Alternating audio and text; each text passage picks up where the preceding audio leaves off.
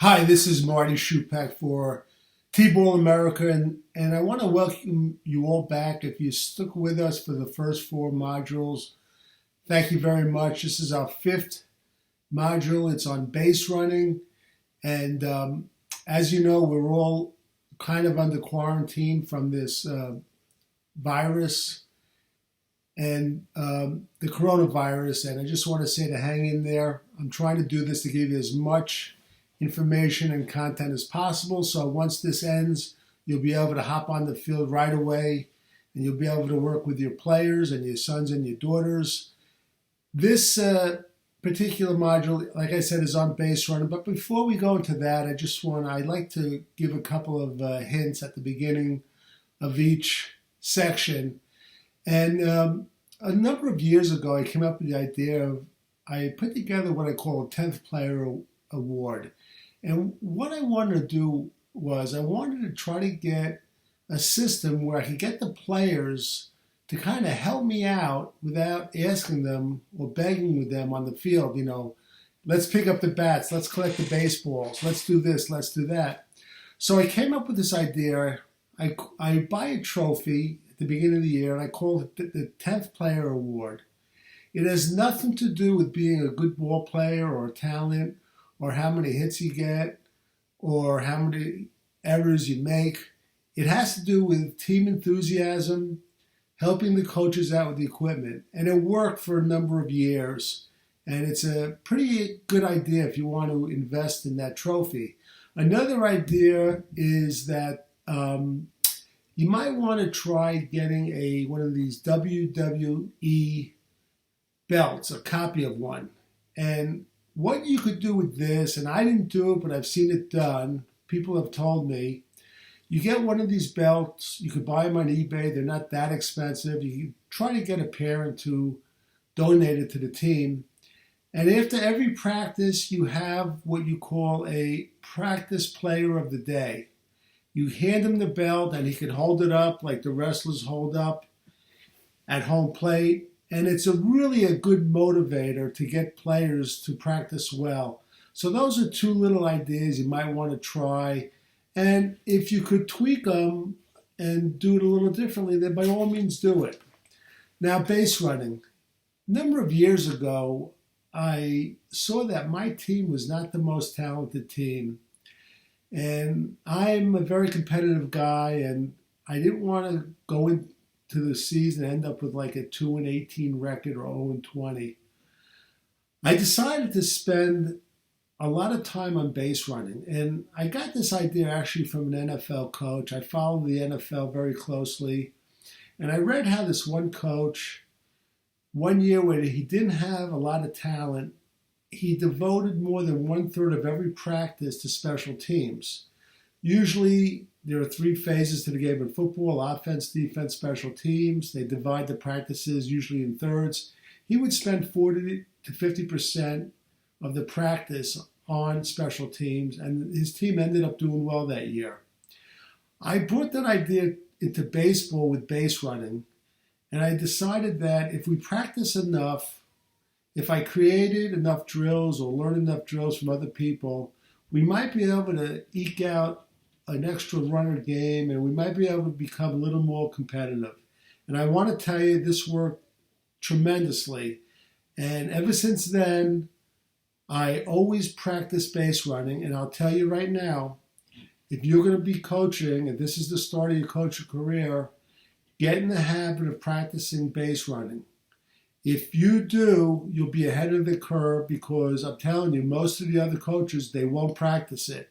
What usually happens is when a situation comes up, they'll tell them what to do from the third base coaching box during the game.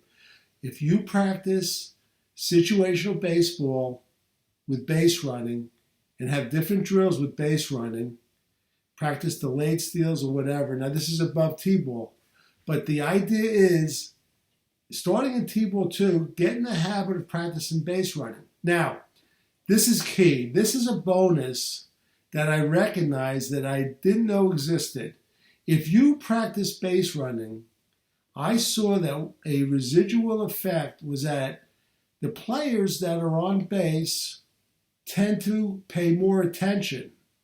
And I compared it with a year or 2 years before when I didn't practice base running. So what I'm saying is if you practice base running, a couple of things will occur. One, you'll get a few more runs. You'll squeeze them out. Two, you might win 1 or 2 more games. And 3, the residual effect is your players somehow, because you practice base running in practice during games, automatically pay more attention when they're on base. It's a wonderful way to coach your players. It's a wonderful way to learn. If you're coaching T-ball and you go and observe some of the older games, older coaches, go to some of the good coaches. See what techniques they're doing as far as base running. Develop your own philosophy and your own drills and techniques. Okay, now as far as T-ball, and you have to excuse me with my eyes, as I say, I'm reading right the way you're reading, right from the website. I mentioned about the extra runs, excuse me, and that you should practice and other coaches won't. I mentioned about the residual effect. And when you speak to your team, here's a hint. At every practice, say to your players, okay, team, let's meet at home plate. Go to home plate and bend down on one knee so your eye level is almost equal to theirs. And you have to limit your talks, your pre-practice talks, but talk to them like that. And not only home plate, you can have your next practice, you get the team together and say, okay, team, let's meet at second base. This is a great way for teams to learn the bases. Now, don't forget, you got some very young kids. You have players coming back that don't know anything, but you got these, that are experienced, but you got these new players that don't know a thing. Another thing you might want to consider, I did and it worked. Some of the new players will know the colors of the American flag better than they know first, second, or third. So what you might want to do is you might want to spray paint, first base red, second base you leave white, third base blue, red, white, and blue.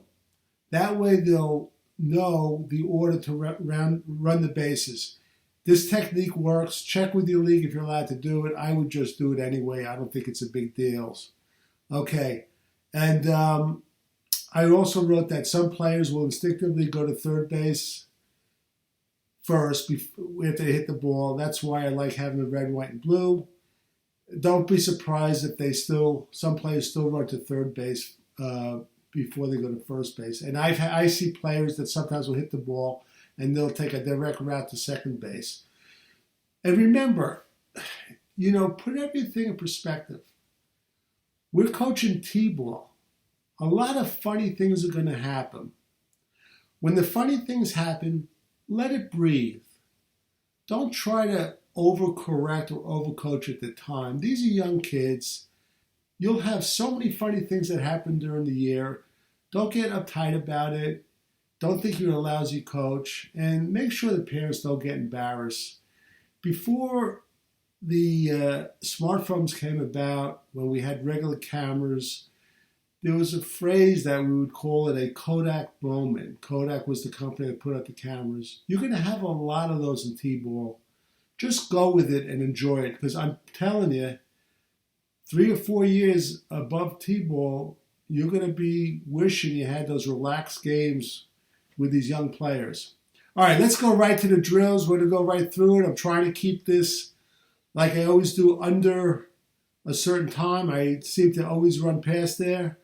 First drill is the stop-start drill. You have players. You line up 3 bases. You do it in the outfield. They line up 1 on each base. You want to get as much players involved as possible, very little standing around. You don't want to have drills where only one person does it. They run to the next base on the go command, and then from there they go to the next base. Then they go to the end of the line. What we're doing is we're getting players, especially the first-year players, used to running to a base and stopping. Okay, that's a good drill. Running through the base, you put a cone at beyond first base, about 10 feet. You can see the picture there. This will happen even beyond above T-ball. Players seem to run to first base, and they seem to run like there's a wall there. They'll stop short. We have to teach our players to run through the base.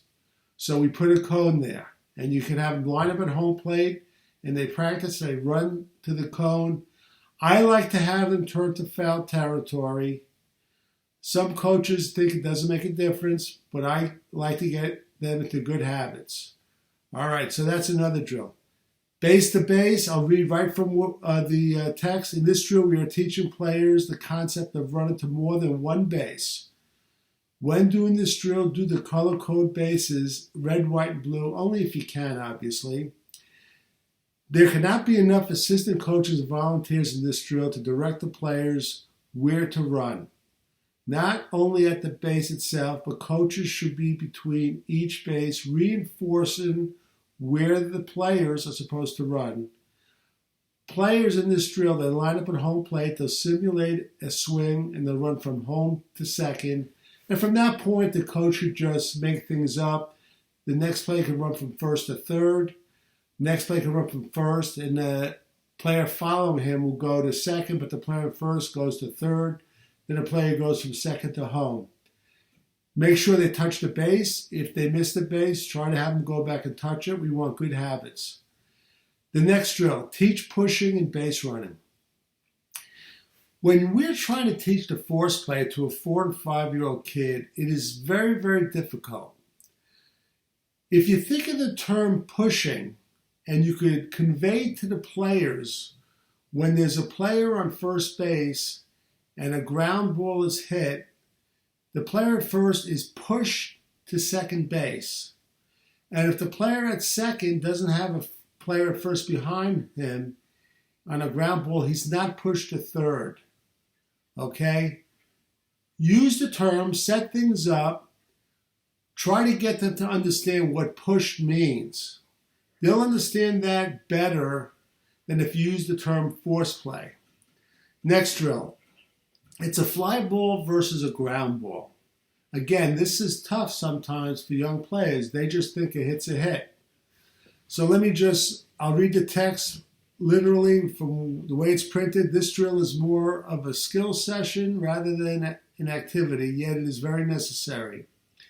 After the team seems to be grasping the concept of being pushed, which we just went over, on the bases, it is a good time to explain that when the ball is hit, the base runner has to recognize whether it is a ground ball or a fly ball.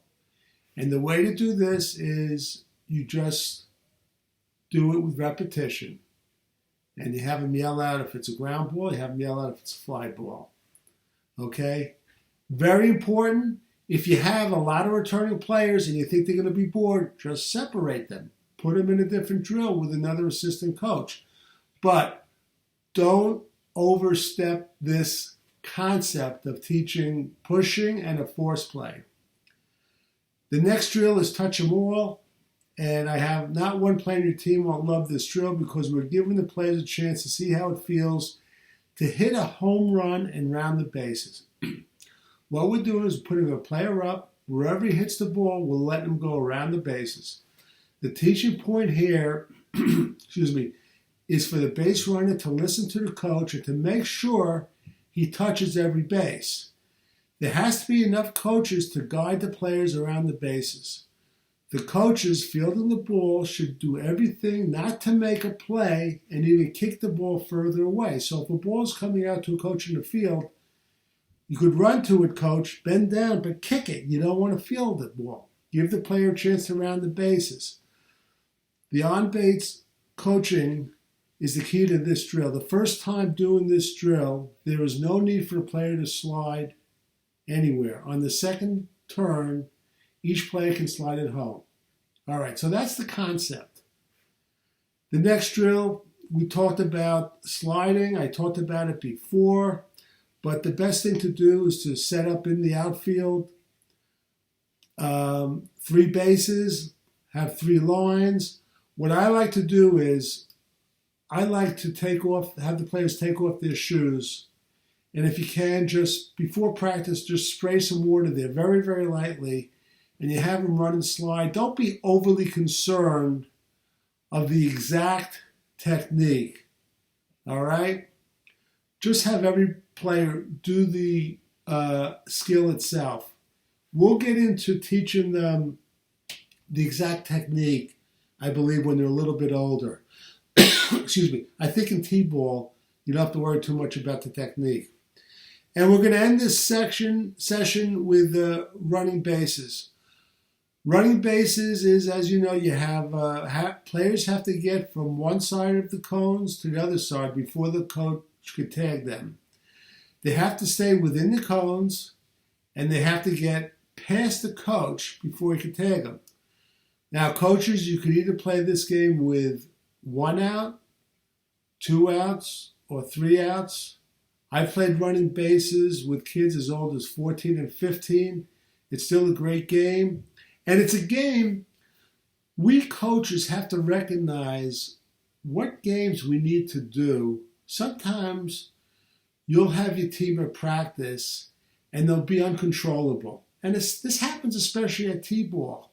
If that's happening and you cannot get a drill going that you want to do, stop it and transition to another drill where they'll exert a lot of energy.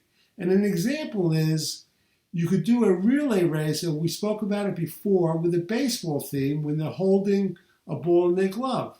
Another activity you could transition, you could have everyone drop their gloves, stay at home, start at home plate, and you could have them run out to center field, touch the fence, and come back.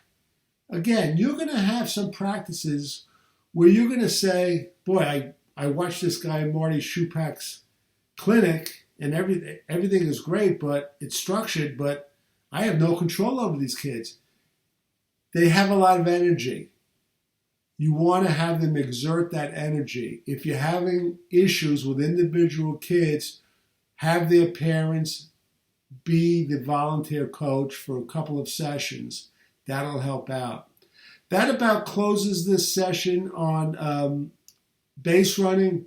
Remember to practice base running as you move up. Remember, I mentioned this. I don't want to go off on a tangent, but a lot of what I'm doing is not just for T-ball. I'm trying to build a foundation for your coaching career, which I'll talk about in one of the closing modules.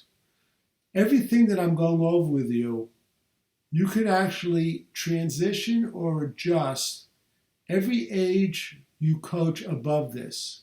And if you're coaching softball instead of baseball, you could adjust that too. It doesn't matter. These techniques will work. And I'm telling you they work. Please try them. So for Marty Schupak and T-Ball America, I'm going to close this module out. Thank you so much if you stuck around this long, and please be safe.